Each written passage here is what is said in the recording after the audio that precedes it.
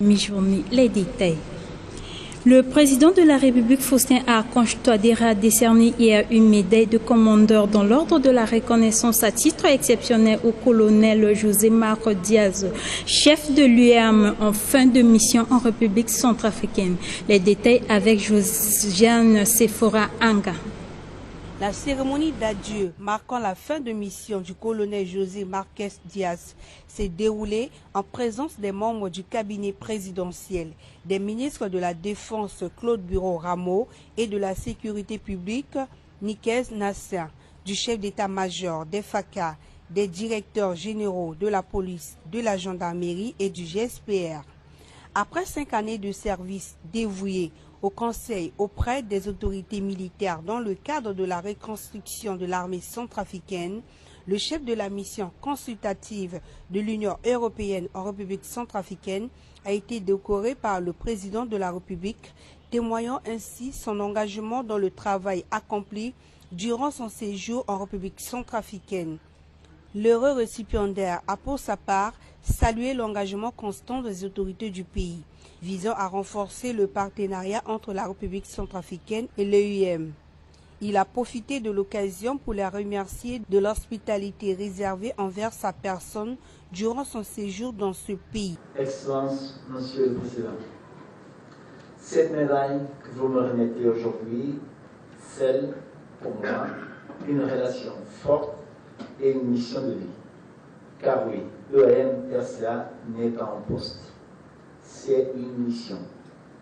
Et comme le dit un vieux proverbe militaire que j'ose réciter aujourd'hui, on n'accomplit pas une mission avec ses jambes, on l'accomplit avec son corps. Je quitterai bientôt Bangui, mais je ne partirai jamais tout à fait. Je m'amène avec vous, avec moi, les sourires des agents de police formés, le regard déterminé des jeunes femmes engagées dans les forces de sécurité, les échanges francs avec les responsables du pays, les heures passées à réécrire des projets de loi pour qu'ils soient justes, durables et centrés sur les citoyens. Notons que la mission de l'EUM RCA apporte un appui technique dans la réforme du secteur de sécurité en République centrafricaine depuis 2020. Quittant la présidence pour la primature où le Premier ministre chef du gouvernement Félix Moloa a accordé une audience hier à l'ambassadeur chef de la délégation de l'Union européenne en République centrafricaine Diego Escalona. Des divers aspects de la coopération entre la République centrafricaine et cette institution internationale ont été les points saillants de cette rencontre. Les détails à travers ce reportage. Dans le cadre de ces activités de la journée, le Premier ministre chef du gouvernement, M. Félix Moloa, a reçu en audience l'ambassadeur chef de délégation de l'Union européenne en Centrafrique, M. Diego Escalona Paturel. C'était une rencontre de travail qui a permis aux deux personnalités de faire le point de la mise en œuvre des projets appuyés par l'Union européenne en République centrafricaine. Je viens de me réunir avec le Premier ministre. On a discuté, on a traité plusieurs dossiers dans le cadre de notre opération, notamment le développement du corridor 14 avec la section routière que vous venez de mentionner, hein, Boire-Fombelé. J'ai confirmé l'engagement de l'Union européenne pour financer la réhabilitation de cette section et au-delà aussi de prendre les mesures nécessaires pour conserver le patrimoine routier en République centrafricaine qui passe entre autres par le contrôle des charges à l'essieu, notamment des camions, parce que comme vous le savez, s'ils sont surchargés, ils dégradent fortement la route. Hein. Un camion qui est surchargé de 2 fois le poids maximum autorisé dégrade la route 20 fois plus vite qu'un camion qui est chargé correctement. Donc, avant de faire ces investissements, il faut régler cette question. Mais je confirme que l'Union européenne va financer ces travaux. Lié à cette question hein, du corridor régional, du corridor 14, il y a également notre engagement aux côtés de la Banque africaine de développement pour la construction du pont entre Bangui et Zongo, hein, sur le fleuve Ubangui. Ça, c'est une question qui prendra plus de temps, mais là aussi, l'Union européenne est engagée et cofinancera cet investissement ensemble avec la Banque africaine de développement. Nous avons échangé sur également les élections, hein, groupées en fin d'année, et qu'est-ce que l'Union européenne pourrait faire en plus de ce que nous faisons déjà. Hein. Nous sommes le principal bailleur pour financer les élections en tant que telles, l'observation électorale de la part de la société civile, le travail avec les médias et le renforcement des institutions qui gèrent les élections, l'ANE notamment, également le Conseil constitutionnel. Nous avons donc discuté de ça et finalement aussi nous avons eu un échange sur le programme national de développement et en particulier, disons, des éléments liés à sa mise en œuvre comme sera, disons, la table ronde qui devrait avoir lieu au Maroc. Il convient de rappeler que l'Union européenne soutient activement les élections en République centrafricaine. Elle continue d'ailleurs de contribuer financièrement et techniquement à l'organisation de ces élections et poursuit son appui aux efforts de stabilisation et la consolidation de la démocratie dans le pays.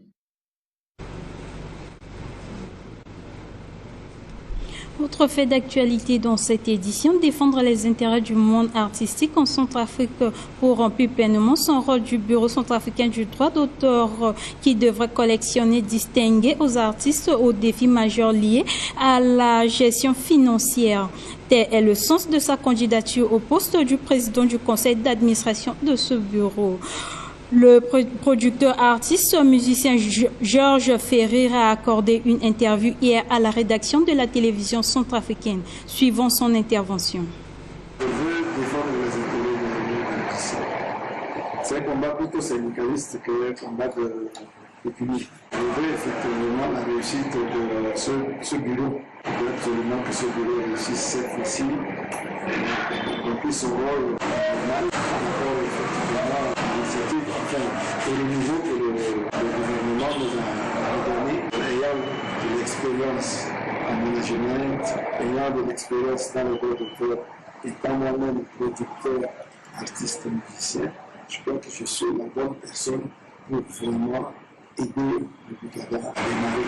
L'analyse que je fais, ce n'est pas la méconnaissance du droit, donc ce n'est pas vraiment amplifier mes actions sur l'aspect communication pour faire une pédagogie du droit. Le véritable problème du Bukada que j'ai cerné, c'était la redistribution des droits aux artistes. Et donc je me suis dit, il faut que je prenne une autre organisation en place. Et donc pour prendre les rênes du nouveau Bukada, je vais demander un état des lieux d'abord pour permettre d'asseoir un bilan de départ. Je vais instaurer une comptabilité privée sur le plan comptable Rwanda. À partir de là, effectivement, on peut voir le résultat que ça donne. L'État a bien créé un office et donc on va voir le résultat si nous devons demander une subvention pour financer nos déficits ou bien de voir avec les organismes comme l'Empire et tout, mais avec effectivement un résultat de comptabilité bien défini pour convaincre nos partenaires. Pour l'instant, on va pour gérer les droits des artistes. D'où effectivement, il faut qu'au sein de ce bureau que nous pensons déjà à un fonds culturel pour aider les artistes à mieux produire. J'ai commencé la musique très tôt et j'ai plus ou moins entraîné beaucoup de générations à cette cause-là. Mais quand je vois qu'ils sont dans l'impasse, qu'ils ne peuvent pas toucher leurs droits, ça me gêne. Dans un premier temps, ce droit n'était pas reconnu après les indépendances des pays africains. Et donc, avec des villes comme Mayele, Bekpa, Chari, on s'est battu pour que l'État centrafricain puisse reconnaître le droit d'auteur. Et c'est Kolimba qui l'a reconnu en 1985. Maintenant, on a mis des machins en place, des systèmes en place pour récupérer ces droits-là et pouvoir les redistribuer aux musiciens. Ça n'a jamais marché. Je mets un accent particulier sur la gestion même pour voir comment effectivement ces droits vont être collectés et quelles sont les charges qu'on doit réellement prendre en compte pour pouvoir laisser un plus-value aux artistes.